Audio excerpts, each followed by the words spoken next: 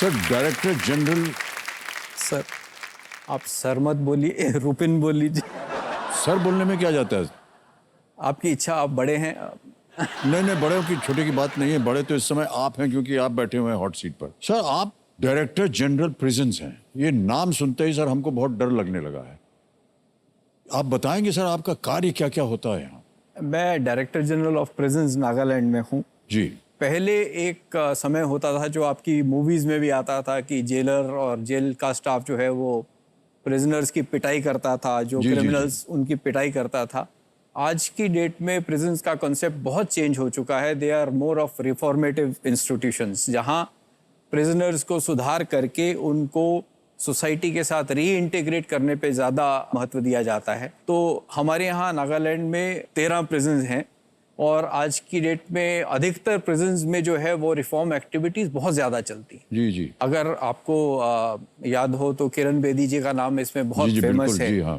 ना केवल किरण बेदी मैडम और मैं, बाकी इस तरह के बहुत से आईपीएस ऑफिसर्स और जेल के स्टाफ और ऑफिसर्स हैं जिन्होंने प्रिजन रिफॉर्म्स के लिए बहुत काम किया है कंट्री में, कि हम जितने भी हमारे देश के कैदी हैं उनको देश की मुख्य धारा से फिर से जोड़ सके। बहुत अच्छी बात है सर। नागालैंड जो है बहुत ही खूबसूरत जगह सर। उस जगह के बारे में कुछ बताइए सर। सर मैं हिमाचल प्रदेश से हूँ जी। धर्मशाला से। जी। सर्विस लगी तो मुझे नागालैंड काडर अलॉट हुआ। तो सच मानिए कि जब काडर अलॉट हुआ तो धरती पैरों के नीचे से खिसक गई। क्योंकि नागालैंड के बारे में किताबों के सिवा और वेदर बुलेटिन्स के सिवा कभी नहीं सुना था। काफी प्रयत्न करते रहे कि ना जाए नागालैंड। फाइनली नागालैंड जब पहुंचे जी, तो देखा कि लोग बहुत सिंपल हैं, हॉस्पिटेबल हैं, हमसे अलग दिखने में लगते हैं, पर यही हमारे देश की एक बहुत बड़ी स्ट्रेंथ है।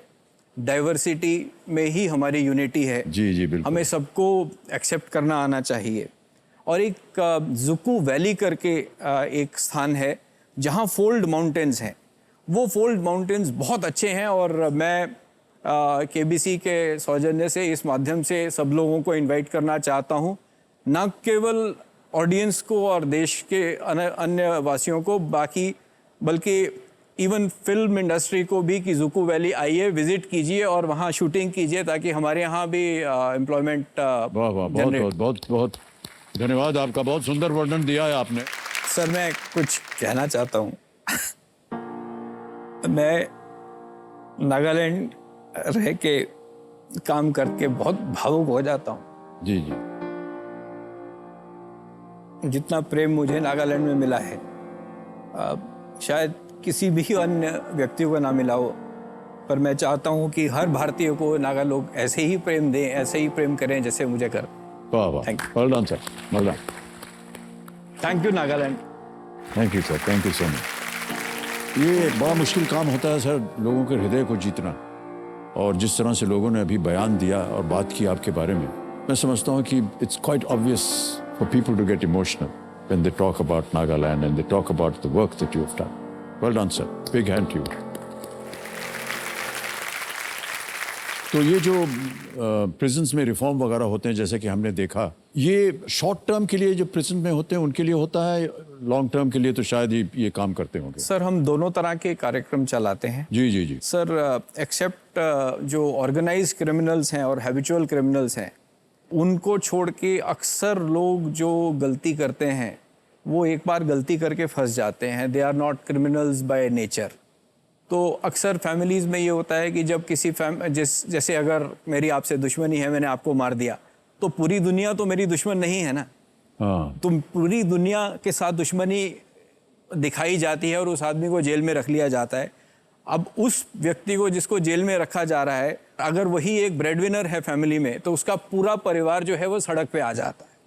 तो हमारी न केवल नागालैंड की जेल्स की, बाकी अन्य जेलों की भी देश में एक ये प्लान रहता है, या इस तरह हम कार्य करते हैं कि जो भी वो जेल में बैठ के कमाई करें उसका कुछ भाग वो अपने फैमिली के साथ शेयर कर सके, ताकि उनकी फैमिली को वो दुर्गति ना देखनी पड़े जो अन्यथा देखनी पड़ सकती। जी जी जी, ये बहुत अच्छी बात कही सर आपने। तो थोड़ी सी मैं अपने पारिवारिक बात बोल देता हूँ। हमारे सुपुत्र हैं अभिषेक जी। उन्होंने अभी एक फिल्म में काम किया है जिसका नाम है 10वीं। उसमें वो फिल्म प्रिजन्स के बारे में ही है। बहुत बढ़िया। ये मैं आपको सर एक बात बताना चाहूँगी। जी अवश्य।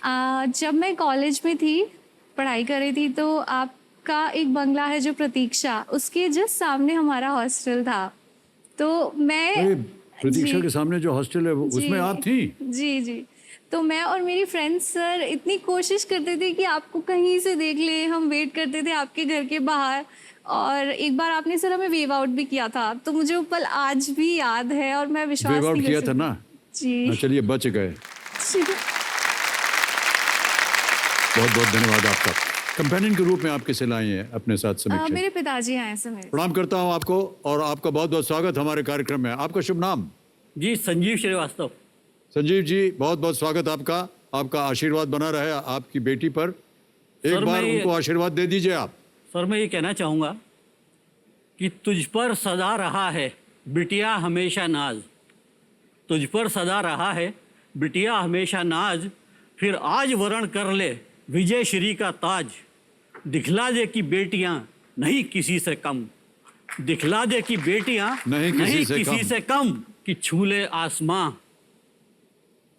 और फैला दे परवाज, फैला दे परवाज। वाह वाह, क्या बात।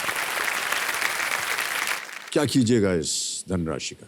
सर मेरे पेरेंट्स ने सर मुझे बहुत अच्छे से पढ़ाया है, और मैं आज जो भी हूँ सर उनकी वजह से हूँ। थोड़ा बहुत मैंने जो दुनिया देखी है बाहर इंडिया के, मैं फिर भी ट्रैवल कर चुकी हूँ, बस सर वो लोग नहीं गए वो हैं लोग कहीं नहीं, पर। और आप उनको ले जाना एंड चाहेंगे? सर मैं जैसे बाहर जाती हूँ और वापस आती हूँ तो वो बहुत क्यूरियस हो जाते हैं कि कैसा है, हमें भी देखना है। तो सर मैं उनको एक वर्ल्ड टूर पे ले जाना चाहूँगी। संजीव कुमार जी, हम उम्मीद करते हैं कि बेटी जो है आपकी आशाओं को पूरा करेंगी। जी सर, मुझे भी ऐसी उम्मीद है। कहाँ जाना चाहेंगे आप? सर मैं यूरोप घूमना चाहूँगा। जब समीक्षा आती थी टूर से जी। तो हम लोग इसको पकड़ के बैठ जाते थे और बड़ी उत्सुकता से पूछते थे कि यहाँ की रोड्स कैसी हैं, कैसा दिखता है ये शहर। तो एक दिन इसने बोल दिया कि पापा आप चिंता ना करें, मैं आपको वर्ल्ड टूर कराऊंगी। वाह क्या बात है।